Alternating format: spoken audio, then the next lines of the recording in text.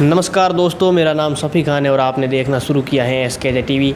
आज हमारे साथ ऐसे कवि हैं जिन्होंने देश के अंदर बहुत अच्छी अच्छी कविताएं लिखी हैं जो कि हमारे लिए बहुत प्रेरणा के संदेश बनते हैं। आपको बता दें कि दोस्तों, कवि के जीवन में कवियों ने जो हमारे लिए कविताएं लिखी है वो हमारे लिए क्या क्या कुछ प्रेरणा के संदेश बनते हैं। आज हमारे साथ कवि हैं जो राष्ट्रीय काव्य से पद से सम्मानित हैं। आपको बता दें कि ये मंच संचालक भी हैं और इन्होंने अपने जीवन के अंदर बहुत से कविताएं लिखी हैं। हम इनसे जानते हैं कि इनकी कविता में क्या कुछ रुचि है, क्यों रुचि है। सर, आपका पहले तो बहुत बहुत स्वागत है। आपका भी स्वागत है यहाँ पर। धन्यवाद। सर, आपका कविता में आना कैसे हुआ? कविता से मुझे कविता में शुरू से ही रुचि थी और जब स्कूल कॉलेजों में एक बार कविता का प्रोग्राम हुआ था तो मैं उस सेक्शन में नहीं था जिसमें मतलब कविता विभाग था, और लेकिन सर मुझे जानते थे कि ये अच्छे बोलते हैं और मुझे बोला कि अगर नरेश तू आजा और कविता बोल के बता, क्योंकि आगे जिला स्तर वो राज्य स्तर पे जानी थी कविता। और मुझे राज्य स्तर पर वहाँ पे सिलेक्शन होना था। तो मैंने सर के कहने पर उसी समय पर इसको मतलब क्लास छोड़ के और उनकी क्लास में गया। सभी बच्चे वहाँ पे दे रहे थे, अपना क्यों में थे। सर ने जब मेरा नंबर आया और मैंने हरिवंश राय जी बच्चन की कविता नीड का निर्माण फिर जब बोला तो मुझे पता नहीं, मैंने जब कविता शुरू की तो सारे स्कूल के जितने भी मतलब अध्यापक टीचर्स थे तो सारे वो इस मतलब क्लास में खड़े हो गए और फिर उसके बाद में तालियां बजाने लगे।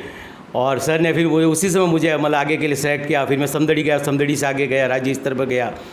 और इस तरह से मेरा, और मुझे ये शौक़ भी था और यहीं से मेरा सफ़र शुरू हुआ कविता का। धन्यवाद सर। कहते हैं जहाँ ना पहुँचे रवि वहाँ पहुँचे कवि, इस पर आप क्या कहेंगे? नहीं, ये आपने तो सही कहा है। कवि मतलब मन और शरीर जहाँ नहीं पहुँच पाते हैं, कवि की कल्पनाएं वहाँ पर तक पहुँचती है। और ये बात बिल्कुल सत्य है। कवियों को ऋषि भी कहा गया है क्योंकि वे समय की नब्ज को पहचानते हैं। और कवि वही है जो सत्य कहते हैं। और अभी रामधारी सिंह दिनकर के बारे में मैंने पढ़ा था और उन्होंने कहा है कि कवि को युग दृष्टा और युग श्रेष्ठा भी कहा जाता है, क्योंकि कवि समाज को मार्गदर्शन देते हैं। और एक नेता तो मतलब पथभ्रष्ट हो सकता है, लेकिन कभी अपने मार्ग से च्युत नहीं हो सकता है। ओके, आप क्या कहना चाहेंगे सर? कोई कविता में रुचि रखना है, कोई कवि बनना चाहता है तो किस प्रकार से? कविता में पहले तो इंटरेस्ट होना चाहिए अपना, और लिखने में रुचि हो, और बोलने में अगर रुचि हो, अपना मतलब पैशन हो अगर मतलब है तो फिर वो अवश्य आगे बढ़ेगा। यही कहना चाहूँगा मैं। धन्यवाद सर। सर, आप इतने अच्छे कवि हैं तो कोई आप अच्छी सी कविता जो संदेश देना चाहते हैं लोगों को आज के जीवन में? धरती माँ की गोद में प्रकृति का निवास है, हरे भरे पेड़ों में जिंदगी का वास है। धरती माँ की गोद में प्रकृति का निवास है, हरे भरे पेड़ों में जिंदगी का वास है। जल ही जीवन है, वेट ना बचाइए, और हो सके तो जिंदगी को जिंदगी बनाइए, हो सके तो आदमी को आदमी बनाइए। देशभक्ति पर एक कविता मुझे याद आ रही है, और जो किसी कवि ने लिखी थी शायद, कि जिनके शोणित के झरनों से आज़ादी की फसल कटी, जिनके लोहू के सिंचन से हर गुलाब की कली खिली, जिनकी शमशीरों ने बढ़कर दुश्मन का सर काट दिया, जिनके वज्र इरादों ने हिमगिर लाशों से फाड़ दिया। मेरी पीढ़ी आज ऋणी है उन उठते दिनमानों की। मेरी कविता कहे कहानी भारत के वीर जवानों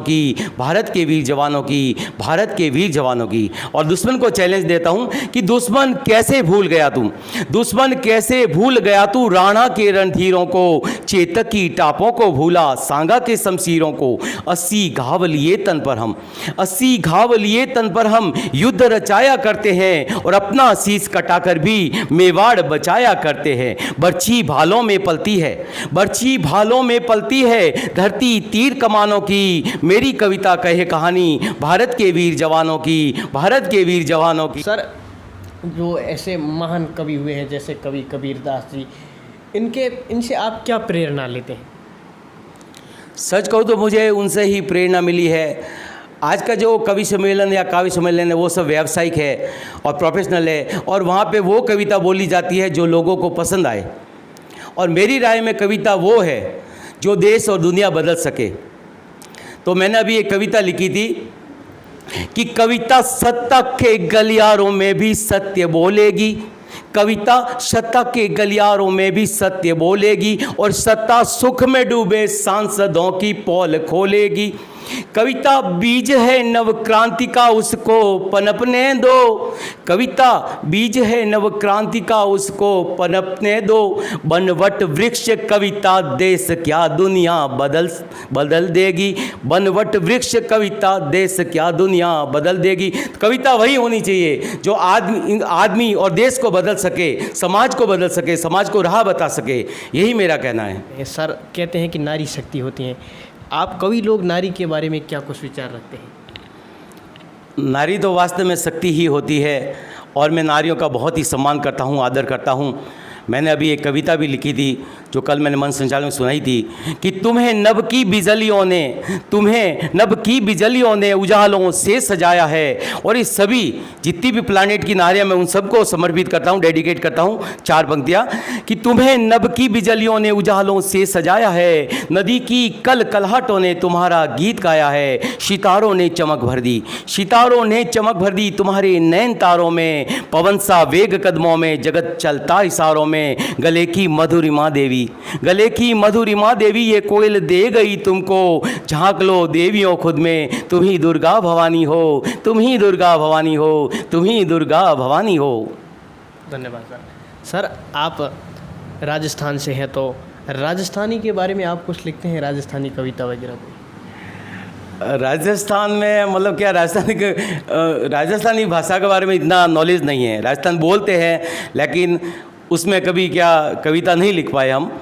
और पुरानी कविताओं में राजस्थानी कविता मुझे अरे घास की रोटी थी शायद, वो काफ़ी पसंद थी कि अरे घास की रोटी ही जदवन बिलावड़ो ले भाग्यो, नानो सो हमरियो चीक बड़ियो राणारो सोयो दुख जाग्यो, हूँ लड़ियो घणो हूँ सयो घणो, हूँ लड़ियो घणो हूँ सयो घणो, मेवाड़ी मान बचावण ने, हूँ पाछ नहीं फोरी रण में, बैरियारो खून बहावन में, जद याद करूँ हल्दी घाटी, जद याद करूँ हल्दी घाटी, नैना में रगत उतर जावे, सुख दुख रो साथी छेतगड़ो, सूती सी हुक जगा जावे, पर मैंने करया विश्वास नहीं, जद बाँच बाँच फिर बाजियो, हूँ आज सुनी हूँ सूरज लो बादल री ओटा खोवेला, हूँ आज सुनी न्यालियो श्याला रे साथे सोवेला, आ सोच हुई दो टुक तड़क राणारी भीम बजर साथी, नीचे सू धरती खसक गई आँखा में भर बोलियो पानी, हूँ आज पास्या धरती रो, मेवाड़ी पाग पता पगा में है, अब बता मने किन रजवट रे रजपुती खून रगा में है। धन्यवाद सर। सर आप क्या कहना चाहेंगे, आपको क्या लगता है कि एक कवि को हर एक से आस्था दिखती है, आपको क्या दिखती है, किसमें आस्था श्रद्धा दिखती है? अगर मानो तो पत्थर और नहीं मानो तो पत्थर और मानो तो भगवान। तो मैं कहना चाहूँगा, मैंने 4 पंक्तियाँ अभी लिखी थी, और कि श्रद्धा में समर्पण हो तो फिर पाषाण तीरते हैं, कि श्रद्धा में समर्पण हो तो फिर पाषाण तीरते हैं, और नारी रूप धर पाषाण भी भव पार करते हैं, नारी रूप धर पाषाण भी भव पार करते हैं, श्रद्धा और भक्ति में बड़ी शक्ति है जगवालों, श्रद्धा और भक्ति में बड़ी शक्ति है जगवालों, झूठे बैर सबरी के प्रभु श्री राम खाते हैं, कि झूठे बैर सबरी के प्रभु श्री राम खाते हैं। आपको ऐसी राजस्थान में कौन सी कविताएं हैं जो पसंद भी हैं? कवि का नाम तो मैं भूल रहा हूँ, लेकिन मुझे वो अभी काफ़ी बीच में प्रसिद्ध भी हुई थी। कविता है, पन्ना धाय की कविता थी कि अरर पन्ना काली वा, अरर पन्ना काली वा, अंधियारी मांझल रात, चितोड़ दुर्ग सू एकली चली रे पन्ना काली वा, उदय सिंह सौंप्यो कर मेती पन्ना वचन निभाजे, राजकुंवर रो ध्यान राखजे, चंदर ज्यूं बरताजे, नानी आंगड़ली अरर नानी आंगड़ली, पन्ना ने दी संभड़ाए, पन्ना ले महला चाल पड़ी रे पन्ना काली वा। और फिर पन्ना दाई जब बनवीर आ जाता है और पन्ना ने चंदर को बिस्तर पर सुला दिया होता है, तब क्या होता है, जो ये मतलब कवि ने लिखा है कि खड़ग हाथ बन वीर खड़ो पन्ना तू उदय बता दे, खड़ग हाथ बन वीर खड़ो पन्ना तू उदय बता दे, उदय मारने राज करूँ लाझट युवराज बता दे, पन्ना रे मुखड़े सूं अरर पन्ना रे मुखड़े सूं निकली उचरी जे न बैण अखड़लियाँ वाली सैन, तलवार चंदर पर चाल पड़ी रे पन्ना काली वा अरर पन्ना काली वा। और इसके आगे भी सुनना चाहेंगे, लंबी कविता थोड़ी एक आध मैं और बता देता हूँ। तो बनवारी जो मतलब महलों में वो झूठी पत्तल का काम करता है, वो ले जाता है, तो जिससे भगवान कृष्ण को वास्तु दे गए, तो उन्होंने लिखा है कवि ने कि द्वापर रे वसुदेव जिया कीरत लायो पालणियों, झूठी पतड़ा पोढ़ायो कीरत नानो लालणियों, कीरत माथे धर अरर कीरत माथे धर मेवाड़ धरा को भाग, इन उदिये सु अनुराग पर किनने नहीं जान पड़ी रे पन्ना काली वा अरर पन्ना काली वा। धन्यवाद दोस्तों ये कवि ही होते हैं जो हमको बहुत अच्छी अच्छी कविताएं सुनाते हैं, हमारे जीवन के अंदर है जो प्रेरणा के स्रोत मानते हैं। वो कवि ही थे जिन्होंने हमारे देश के लिए बहुत कुछ लिखा था और अंग्रेज़ों को भगाने में हमें बहुत कुछ मदद मिली थी। आपको बताएं दोस्तों, कविता के माध्यम से बहुत कुछ संदेश दिया जा सकता है और कवि आज भी कविता के माध्यम से है जो बहुत कुछ संदेश देने का प्रयास करते हैं।